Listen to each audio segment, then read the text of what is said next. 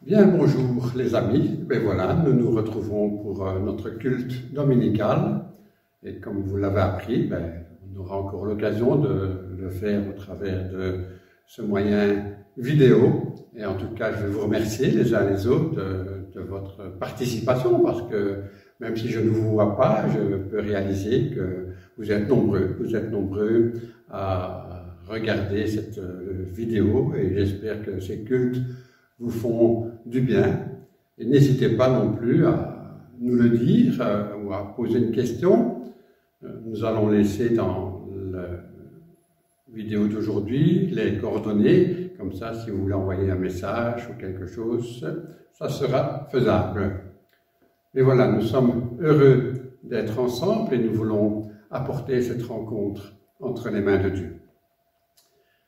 Seigneur, c'est vrai, avant tout, nous voulons venir vers toi dans la confiance et la reconnaissance. Nous te disons merci, merci parce que tu es là au cœur de nos vies. Merci parce que tu es là au cœur de ce culte que nous allons partager aujourd'hui, Seigneur, et tu veux disposer notre cœur, notre esprit, afin que nous puissions être réceptifs à ta parole, qu'elle puisse nous parler, nous renouveler, nous encourager, nous fortifier, Seigneur, et nous faire comprendre encore combien tu es un Dieu qui nous aime, un Dieu qui est là, présent avec nous. Alors Seigneur, vraiment reçois toute la reconnaissance et la louange de nos cœurs. Amen. Amen. Voilà, et aujourd'hui j'ai eu à cœur, bon voilà, je suis comme vous, je suis aussi confiné, donc il y a des moments, je suis derrière mon écran aussi, mais c'est pas souvent l'écran de télévision, c'est plutôt derrière l'écran de mon ordinateur ou derrière l'écran de mon GSM où j'écoute des musiques chrétiennes, des chants. Et voilà, j'ai été interpellé par une réflexion d'un pasteur et voilà, je veux en tout cas reprendre une partie de ce qu'il a dit.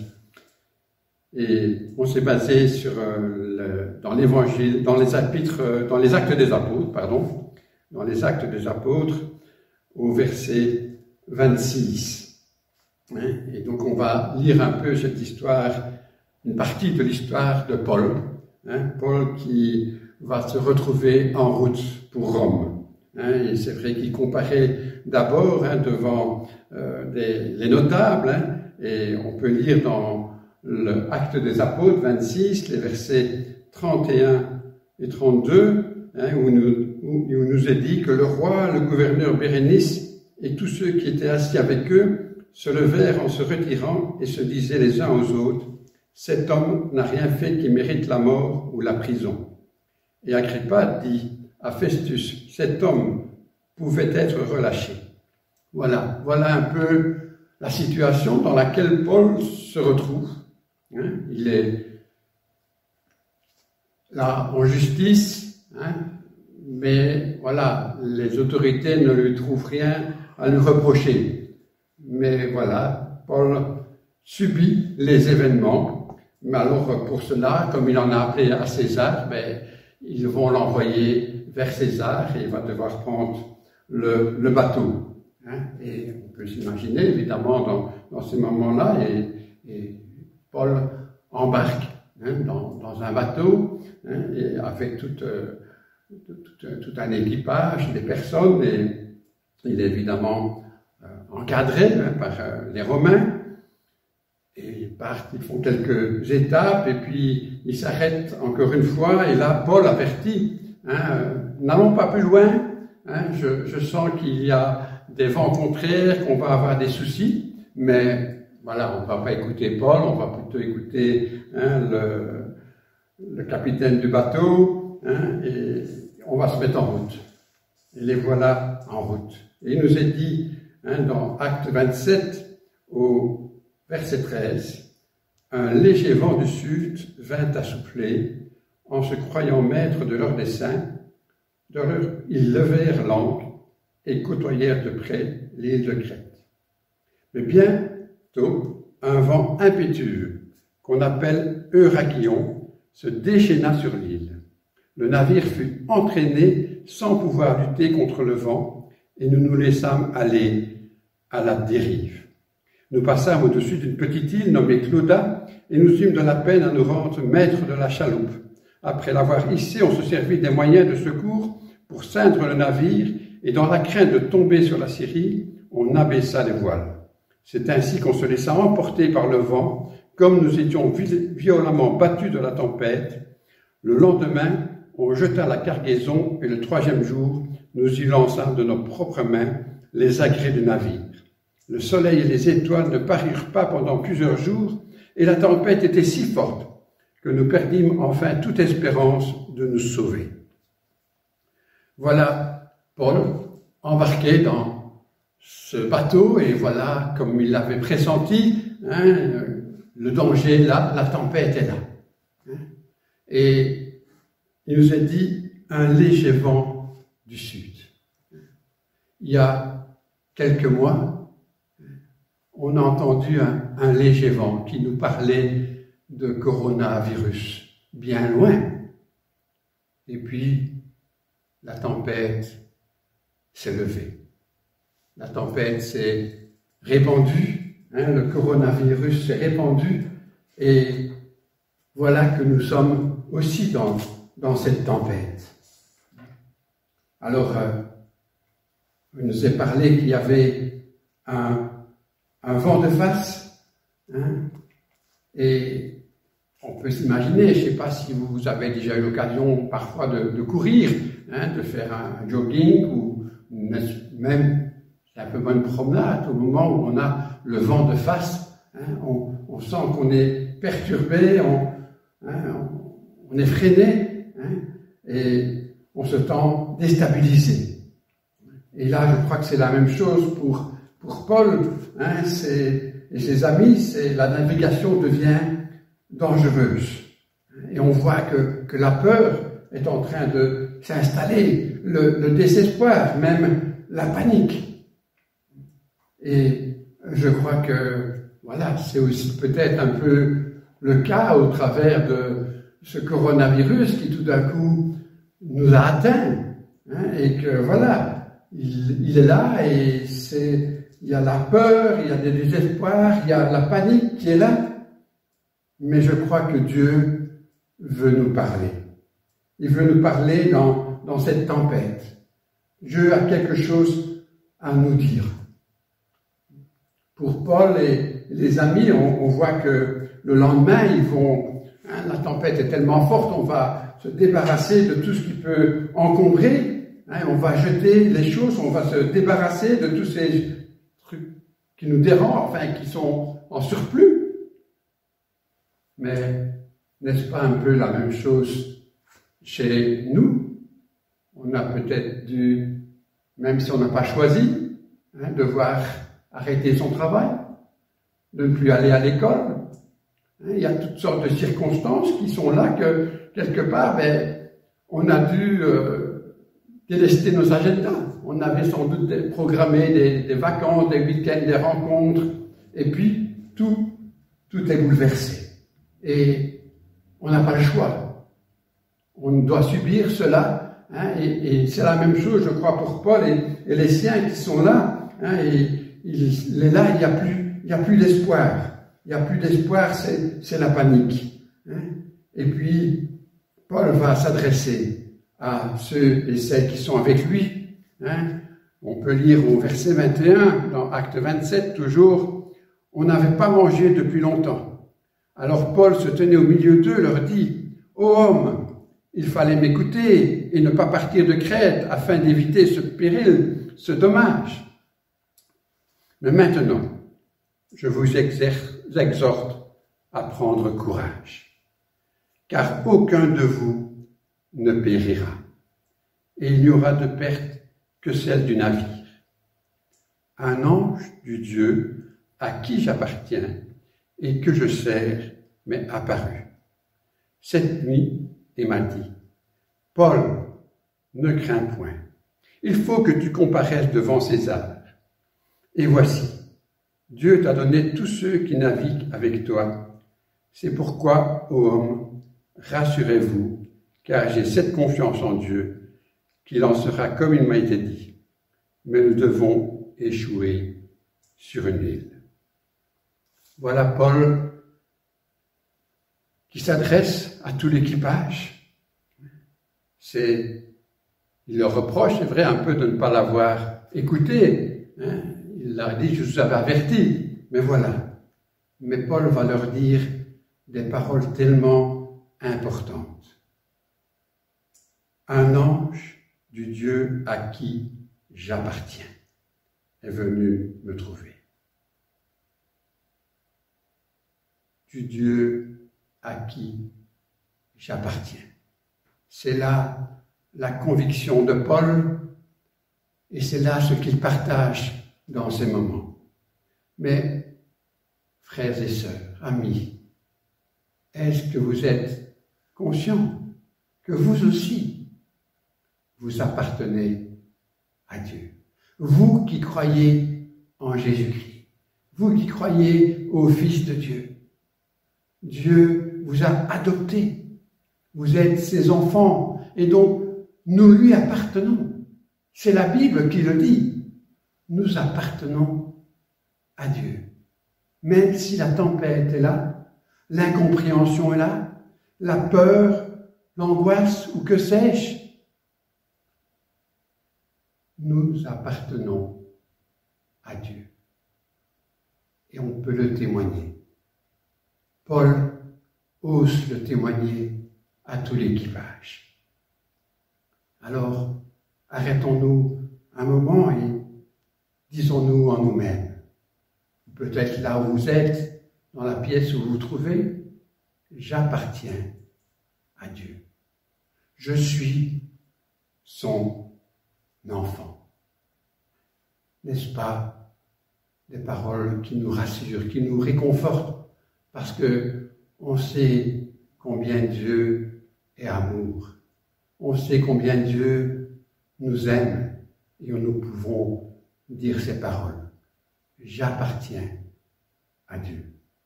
Alors réfléchissons pendant un moment, pendant qu'on écoute deux strophes du cantique 66, qui nous dit « Quand le vol de la tempête vient assombrir ton ciel bleu, au lieu de baisser la tête, compte les bienfaits de Dieu. » Donc c'est dans l'unisson le 66. Écoutons ensemble ce cantique.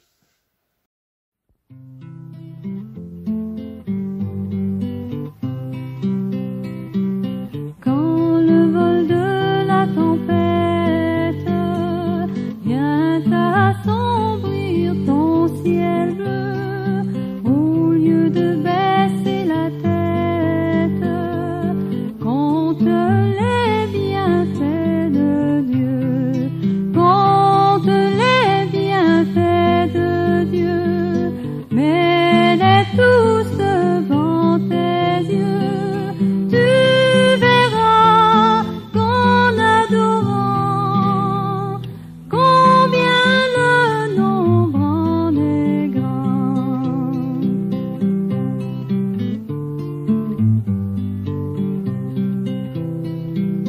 Quand sur la route glissante, tu chancelles sous la croix, pense à cette main puissante qui t'a béni tant de fois. Compte les bienfaits de Dieu, mets-les tous devant tes yeux, tu verras qu'en adorant, combien le nombre en est grand. J'appartiens à Dieu et j'ai confiance en lui. J'ai confiance en Dieu. Oui, la tempête est là, mais nous appartenons à Dieu. Nous pouvons garder notre confiance en Dieu comme un Père d'amour, un Père qui est là, qui nous parle de tout ce qu'on vit. Et je crois que c'est là quelque chose de plus important que ces conditions, que cette tempête.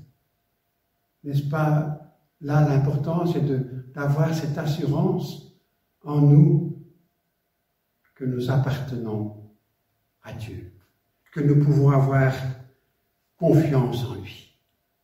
C'est vrai que sa parole nous le dit, hein, vous le savez, au travers de la Bible, on peut relever 365 fois au moins, n'aie pas peur. Voilà, nous sommes avec lui.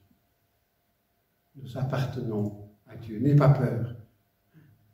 Une fois pour chaque jour. Mais Dieu aurait pu simplement le dire une fois. Parce que Dieu est un Dieu de vérité. Mais il nous connaît, alors il nous l'a dit 365 fois. Et il dit, Paul, tu dois aller à Rome. Dieu a un plan pour la vie de Paul. Et Paul sait qu'il est en route, au-delà de ce qu'il peut comprendre. Alors pour nous aussi, ayons cette confiance que, voilà, Dieu a un plan pour nos vies. Il y aura un après Covid-19. Il y aura un après pour toi qui vas à l'école. Il y aura un après pour toi, pour ton travail. Dieu a un plan. Même dans les moments difficiles. Et on peut lire aussi dans la parole, hein, dans les lamentations de Jérémie, Jérémie qui vit un temps tellement difficile, hein, c'est un temps de lamentation, c'est clair, hein, et pourtant il dit, voici ce que je repasserai dans mon cœur, les bontés de l'Éternel ne sont pas épuisées. Les bontés de l'Éternel ne sont pas épuisées. Ces paroles nous disent l'amour de Dieu. Il témoigne de cet amour. Il a un plan d'amour pour chacune de nos vies. Courage. Courage, c'est quelque part ce que Paul va partager. Pourtant, Paul est là en tant que prisonnier. Il aurait pu, débrouillez-vous, ayez peur, moi je sais des choses. Mais non. Il est là, il va témoigner de l'attention à ceux et celles qui sont auprès de lui. Et ça, je crois que c'est aussi quelque chose d'important. Ne pas se poser toujours les questions « pourquoi ?» Ça nous mine, ça nous travaille et on n'a pas la réponse. Mais si on se basait sur l'essentiel, l'amour de Dieu pour nous, afin que nous-mêmes, nous soyons porteurs d'espérance, comme Paul l'est dans cette situation. Dans la tempête, même si c'est l'inconnu, il y va. Et puis, comme il avait dit, ça va être le moment où ils vont aborder sur une île. Et là, il nous est dit au chapitre 28, les versets 1 et 2, « Après nous être sauvés, nous reconnûmes que l'île s'appelait Malte. Les barbares nous témoignèrent une bienveillance peu commune. Ils nous recueillirent tous auprès d'un grand feu qu'ils avaient allumé, parce que la pluie tombait et qu'il faisait grand froid. » Voilà. Ils arrivent dans une île qu'ils ne reconnaissent pas indirectement. C'est après qu'ils appellent cette île de Malte, mais une île, il le dit là dans la parole, où se trouvent des barbares. C'est un peu dur comme parole, mais quelque part, pour moi, ça veut dire, et c'est certainement le cas, c'est qu'ils ne se comprenaient pas. Ces personnes ne parlaient pas la même langue, et du coup, c'est pas évident de se rencontrer, de se partager, et ils se trouvent là devant l'inconnu. Confinés sur une île. Ne sommes-nous pas un peu dans cette même situation? Nous ne savons pas ce qui sera exactement. Tout le monde se pose des questions sur le temps à venir. Et voilà, Paul est un peu dans cette même situation. Mais Paul, voilà, il ne va pas baisser les bras. Paul, il va tout de suite se mobiliser, je vais dire. Il voit qu'il y a un grand feu, mais évidemment, un grand feu, ça doit être entretenu, il faut rajouter du bois. Et là, il nous est dit au verset 3, chapitre 28, Paul, ayant ramassé un tas de broussailles et l'ayant mis au feu, une vipère en sortit par l'effet de la chaleur et s'attacha à sa main. Quand les barbares virent l'animal suspendu à sa main, ils se dirent les uns aux autres, « Assurément, cet homme était un meurtrier, puisque la justice n'a pas voulu le laisser vivre après qu'il était sauvé de la mort. » Paul secoua l'animal dans le feu et ne ressentit aucun mal. Ces gens s'attendaient à le voir enfler ou tomber mort subitement. Mais après avoir longtemps attendu, voyant qu'il ne lui avait arrivé aucun mal, ils changèrent d'avis et dirent que c'était un Dieu. Parole, situation bouleversante. Paul est déjà secoué par la tempête, plusieurs jours, et puis il débarque, et puis voilà cette situation, il se fait mort par une vipère. C'est normal, la chaleur fait que, évidemment, les serpents vont sortir, mais en attendant, Paul est là, et les gens se disent, il va mourir. Et Paul ne va pas se laisser paniquer. Il va secouer sa main. Et la vipère va le lâcher.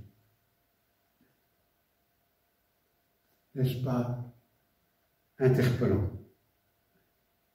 Paul aurait pu, se laisser accueillir avec les autres et laisser les gens s'occuper du feu, mais non, il veut participer. Et puis il participe et schlac, voilà la vipère qui le touche.